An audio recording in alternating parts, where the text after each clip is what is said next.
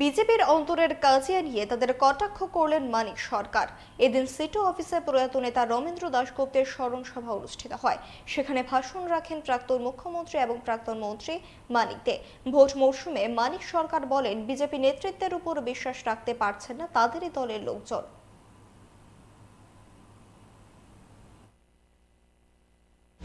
এই সরকারটার উপরে মানুষ আস্থা রাখতে পারছে, বিশ্বাস রাখতে পারছে। সরকারও মানুষকে বিশ্বাস করছে, তার দলের ভেতরেই অবিশ্বাসের বাতাবরণ তৈরি করেছে। আপনারা দেখছেন এই যে তাদের মনোনয়ন দাখিল করতে গিয়ে নিজেদের মধ্যে সংঘর্ষ হচ্ছে। সবাই দাঁড়াতে চায়, কারণ সবার কাছে পরিষ্কার পঞ্চায়েত মানে একটা রুটের জায়গা, হিসাব নিকাশ করতে হবে না, এটা আয় উপার্জনের ক্ষেত্র। কাজে কোনো মতো একবার দাঁড়াতে পারলে লুটের তো চিন্তা নাই, সরকারি আমাদের পাস করিয়ে দেবে, তারপর লুট করতে পারবে। এই নিয়ে একটা ঝগড়া কিন্তু মীমাংসা করতে পারছে।